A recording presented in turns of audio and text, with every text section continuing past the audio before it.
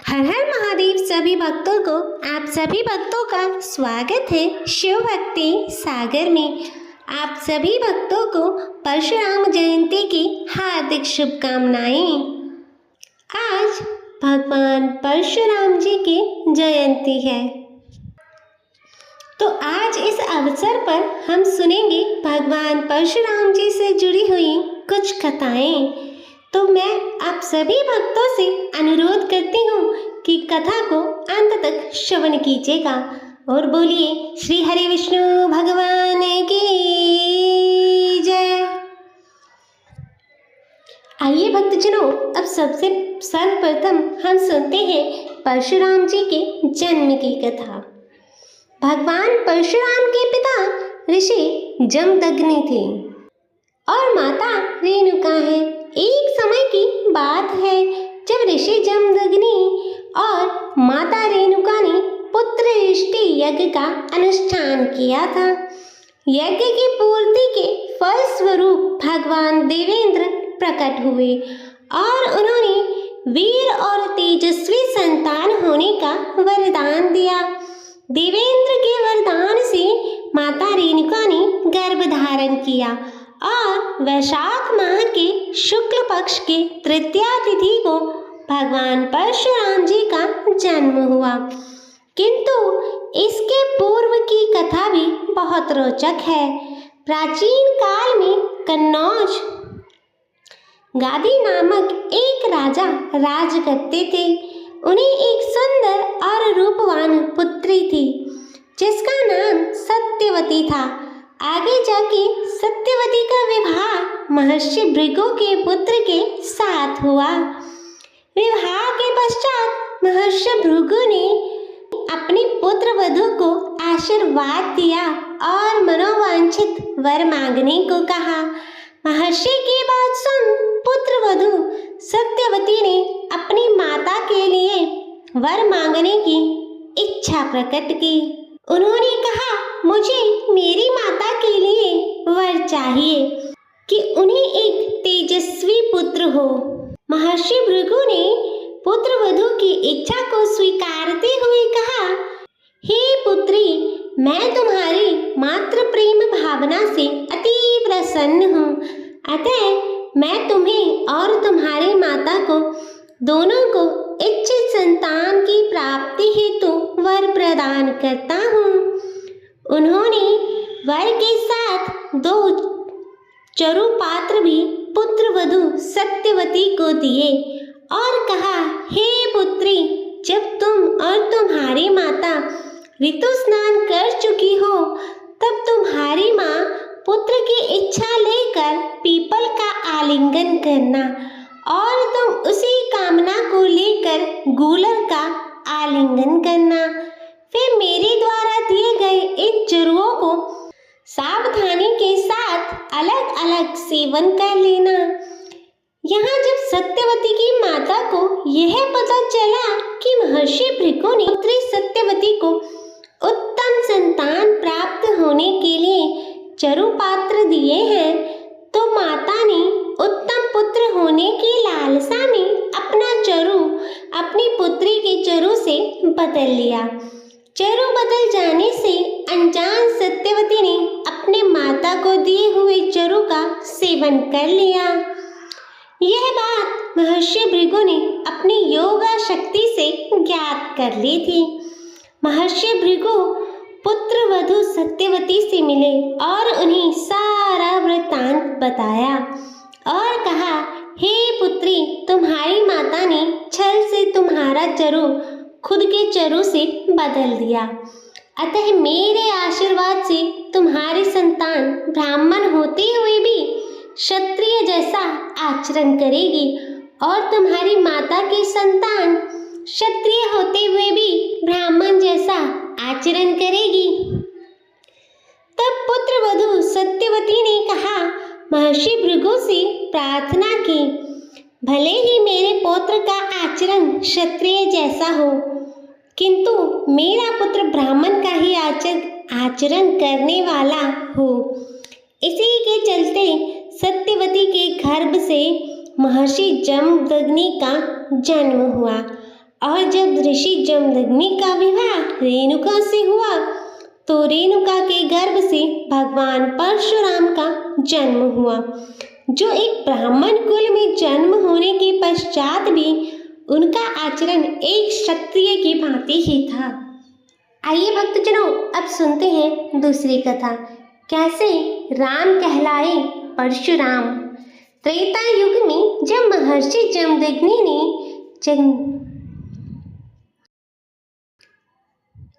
त्रेता युग में जब महर्षि जमदग्नि को पुत्र इष्टि यज्ञ के फलस्वरूप पुत्र की प्राप्ति हुई, तब उन्होंने उस पुत्र का नाम राम रखा था। पुत्र राम बाल्यकाल से ही बहुत तेजस्वी और पराक्रमी था। महर्षि भृगु के कथनानुसार राम का आचरण एक क्षत्रिय का था। उन्होंने प्रारंभ में महर्षि विश्वामित्र और ऋषिक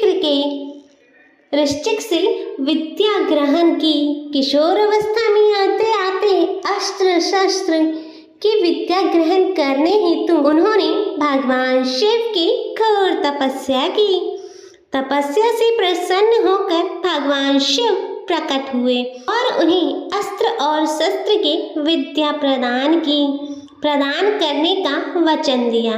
भगवान शिव से विद्या ग्रहण कर राम पूर्ण रूप से अस्त्र शस्त्र के ज्ञाता हो चुके थे।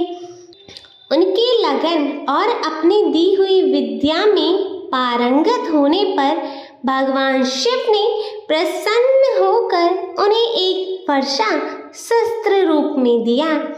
यहाँ फरसे को परशु भी कहा जाता है और इसी वजह से वह परशुराम कहलाए। आइए भक्तजनों, अब सुनते हैं अगली कथा, क्यों किया परशुराम ने अपनी ही माता का वध। श्रीमद् भागवत में दर्शाई गई एक कथा के अनुसार जब गंधर्वराज चित्ररथ अपनी अप्सराओं के साथ गंगा तट पर आए वन में विहार कर रहे थे, तब हवन अनुष्ठान के लिए जल लेने आई रेणुका के नेत्र उन्हें देखकर आसक्त हो गए और वह कुछ क्षण तक वहीं ठहर गई। देखते ही देखते हवन काल समाप्त हो जाने पर ऋषि जमदग्नि अत्यंत क्रोधित हुए।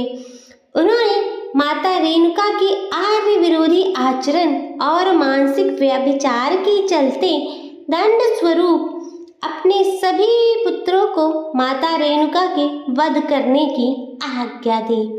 पिता की ऐसी आज्ञा सुन सभी भाई विचलित हो गए। पिता जमदग्नि ने जब अपने पुत्रों का अपनी आज्ञा का उल्लंघन करते हुए देखा तो वह बहुत ही क्रोधित हुए।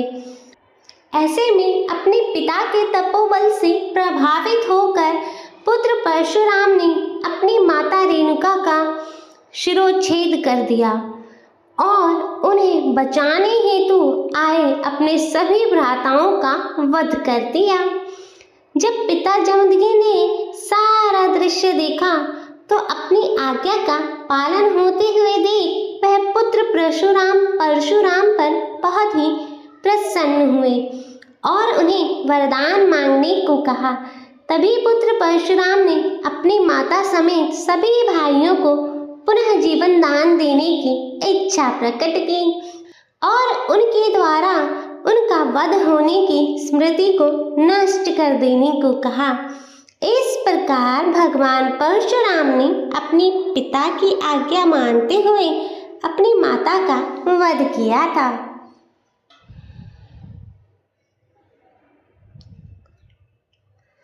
आइए भक्तजनों, अब सुनते हैं एक और कथा, पिता जमदग्नि की हत्या और परशुराम का प्रतिशोध।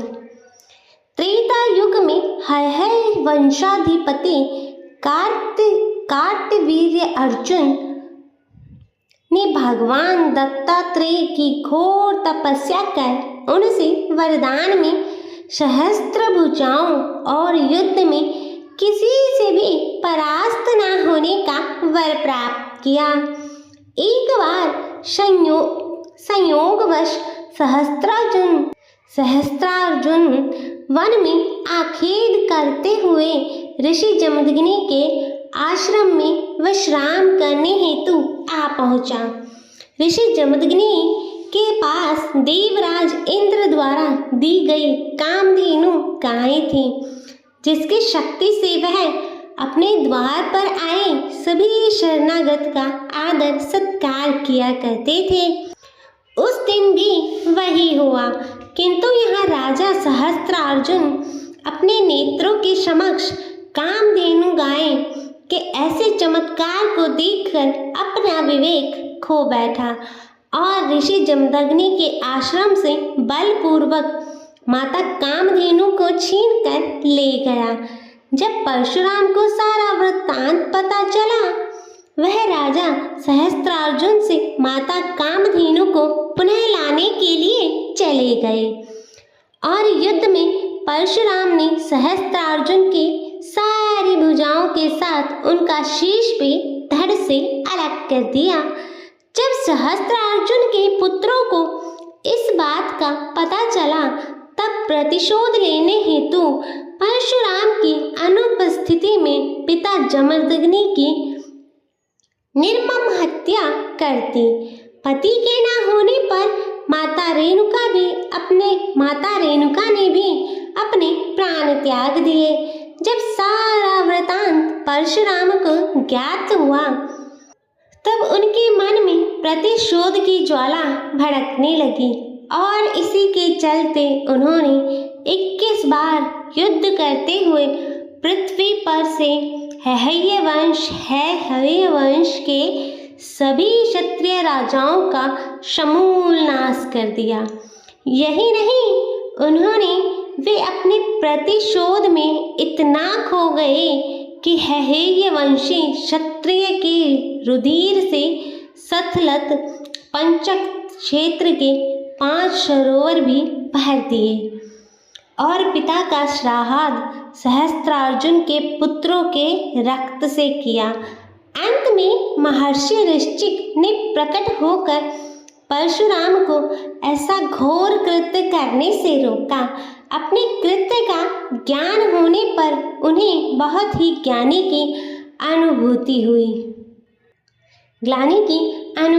हुई।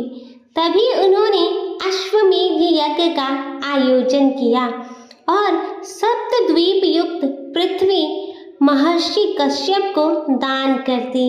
यही नहीं, उन्होंने देवराज इंद्र के समक्ष अपने शस्त्र त्याग दिए और सागर द्वारा उच्छिष्ट भूभाग महेंद्र पर्वत पर आश्रम बनाकर रहने लगे।